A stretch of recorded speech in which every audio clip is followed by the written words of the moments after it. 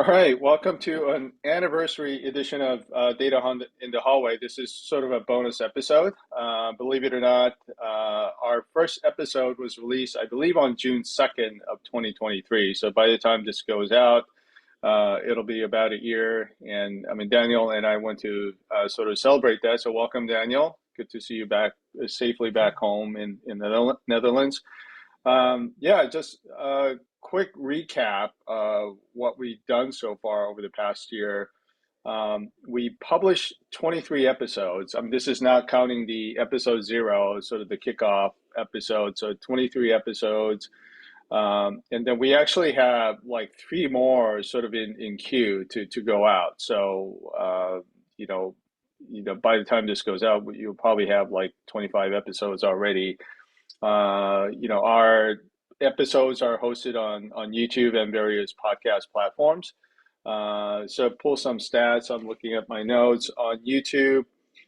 We have more than 30,000 views, which is pretty impressive. And the full disclosure, a couple of the episodes we got a lot of boost from paid advertising because there were topics and speakers that we wanted to highlight. But still, over 30,000 views is pretty impressive. And on podcast platforms like Apple Podcasts, Overcast, and Spotify, when I looked at it over the last couple of days, like nearing like 600 like downloads, which isn't bad. So if you were to ask me a year ago, yeah, I would have thought, yeah, hopefully we can keep this going for a year. But what I think I'm most proud of was that we've been pretty consistent, with the exception of December because of the holidays. We published 2 episodes per month because that's like what I was most concerned about. Are we going to have enough runway to make this a long-lasting thing? But Daniel, any thoughts on those stats or like? I think that those stats are quite good, but also Yeah, the other thing is that we had so many guests on the podcast, right. external guests and Mm. internal ones from PingCAP, and I think having the quality of the podcast for all these episodes is really a good achievement. Yeah, yeah. I mean, I'm proud of that too, and appreciate you and Brian Foster who wasn't able to join us today, but both of you guys have been tremendous partners. And yeah, I mean, you mentioned both internal PingCAP colleagues and external people. I think I don't know the exact stats, but roughly I think we had about 50-50 ratio between our PingCAP colleagues and people from outside, and we actually had already couple of repeat guests. So I guess we didn't scare people. We didn't scare people off. And like you noted, we had a lot of memorable guests and episodes. Like just a couple that came to the top of my mind. One was this was like in the summer or fall of last year. We had a couple of hackathon participants from Africa, Festus Ido and Victor Olufemi, and their project was like really, really pretty amazing. These young developers use TiDB serverless to try to help farmers in sub-Saharan Africa. So it's like an amazing theme, and what they were able to do in a short period of time during the hackathon was pretty impressive. And I think maybe this is a recency bias. Like one of the ones I like recently was our serverless product manager, Shin Chi. Speaking of serverless, I mean, he talked a lot about what his like a thought process was. What our thought process was in terms of adding vector search capability to TiDB serverless. So that's pretty cool, and it's an up and coming feature that we're very excited about. So I mean, those are the ones that sort of came to the top of my mind. But Daniel, I'm sure you have a few thoughts on some of the episodes from last year. Yeah, I think we had quite a few interesting episodes. I think the episodes we had with Sunny Baines Mhm, were really interesting with his insights on all things MySQL. mhm, And I also really liked the episode where we were talking about accessibility. Yeah. That was also an interesting one. Right. Yeah. I mean, it's a pretty important topic too. I mean, this is a sort of serendipitously, uh, I got introduced to the topic of accessibility because one of the participants from documentation hackathon we did earlier in the year that, she submitted a PR addressing or helping improve some of our accessibility issues. And then I got introduced to Emma Dawson through her. So yeah, that was pretty cool. I mean, we got big props to our community members to helping us out with that too. Yeah, I mean, that was a fun episode.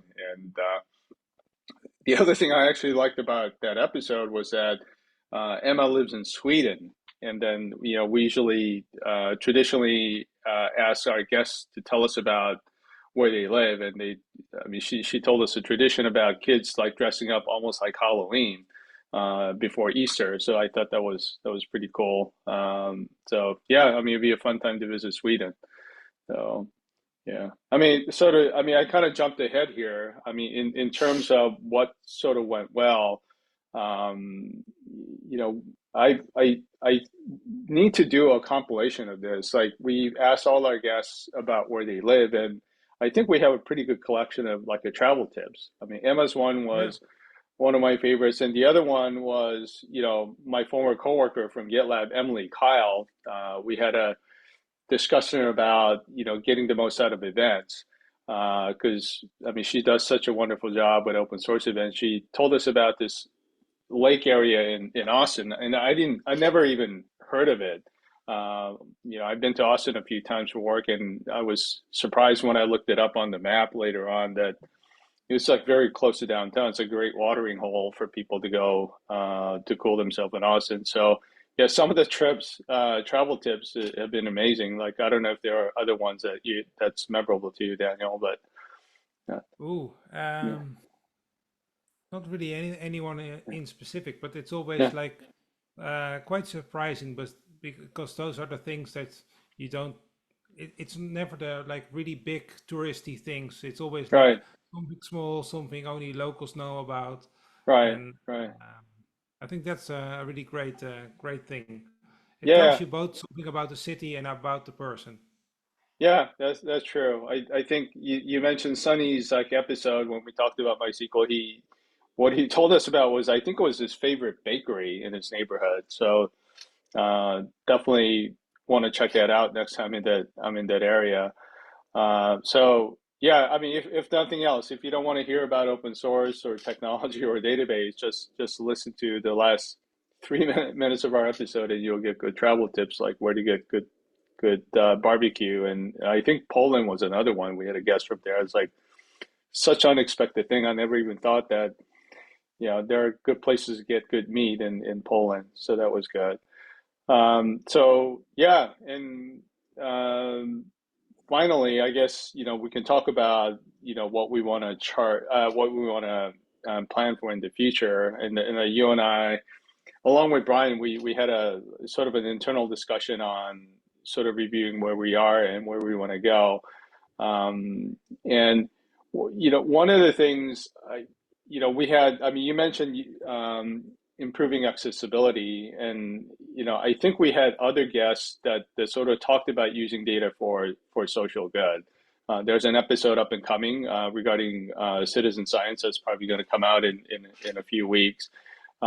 So, along with what Festus and Victor talked about with their hackathon projects, trying to help local farmers in sub-Saharan Africa. So it's kind of inspiring. Like we think of ourselves as technology and service provider, but that our technology could be used for social good is definitely inspiring. So I that's something that I definitely want to explore more. I think it's interesting, like the intersection of social issues and how technology can help people. And yeah, I mean, what do you like to see that going forward in the future, Daniel? So I really like the data for good Mhm, things you just mentioned, um, and like technical insights are always great, but mhm, especially good to like see someone who's like really passionate about the topic, because if someone Mm. is passionate about the topic really doesn't matter much. It will be an interesting story anyways. Right, right. Yeah, I mean, I think we had a good technologist, or even just like open source in general. I think Peter Zaitsev is a good example. I mean, he's a very well-known person in open source, and the passion that he conveys about, having an open governance and transparency, it's a good reminder of why, open source is important. So yeah, I mean, you're right. Like, I mean, podcasts, one of the, is both a positive and negative. Like, people aren't going through slides. So these, the fact that their passion sort of still comes through means that they're, first of all, good communicators, and then two, this isn't just an act, like they really mean it. So I mean, that those messages coming across loud and clear. And even on technical aspects, like we had Terry talk about like a query, optimization, which, I mean, I think you and I probably sat through a number of optimization presentations, which could sometimes be a little dense and boring, but I mean, that wasn't the case. It just came Hmm. through loud and clear. And I mean, this might seem trendy. I mean, this is something that we're trying to put together a series of talks on like AI. I think we already had like a couple of them. We had somebody from Anyscale talk about, what are LLMs, sort of an introductory product. And then we obviously had Shin talk about our vector search feature, but hopefully we'll have more of these because, I mean, we're not just trying to be trendy, but I think the problem with a lot of trendy and buzzy topics is that there's a lot of misconceptions. And hopefully we'll have good people on the podcast to sort of educate people on various topics. It could be things like, I'm not guaranteeing that we'll have a speaker or topic on this, things like RAG, et cetera, right? I mean, I think there are things that are often talked about, but that's not well understood. So Yeah, I think there will be plenty of interesting AI things that are maybe just connected to the buzzword bingo things, but are actually interesting and actually right, useful. Because that's right. another issue with some of the AI things, that it's a Hmm. nice gimmick sometimes, but sometimes it's not really useful. Hmm. So if we have anything actually useful, that's always good. Right, right. Yeah, I mean, hopefully people won't see this as an advertisement for a future episode. I mentioned an episode on citizen science that we just recorded a couple of days ago. I mean, they've actually been using like a machine learning for a while, even before like it sort of became buzzy like it is these days. So I thought that was interesting, and how they want to see that technology advance. So yeah, people can definitely check that out. I was joking that like we can't have a podcast without talking about AI and ML. So Yes, yes, uh, indeed. And yeah, I think another thing we should mention is that if people are listening to the podcast, that they can actually send us a note about speakers, topics, anything they yeah, would like to see, and we can see if right. we can make it happen or not. Yeah, yeah. I mean, I mean, that's a good reminder. Like, we actually got an email from the past guest, and send it to our podcast alias. I mean, that if you see our episode description, that email address is there. So feel free to, like, send us an email and suggestions for either topics or speakers. We'll be happy to investigate. Oh, cool. Well, yeah, I mean, anything else, Daniel? Like, I think I've gone through some of the important items that I wanted to talk about, but Yeah, there's nothing that comes to mind. So, yeah. So yeah, I mean, thanks for amazing partnership over the past year, and hopefully there'll be many more years to come. So yes, cool. And yeah, and then obviously, want to thank our listeners, subscribers. Like I said, your feedback's definitely appreciated, and we'll be talking to you again soon. All right, thanks, Daniel. thank you.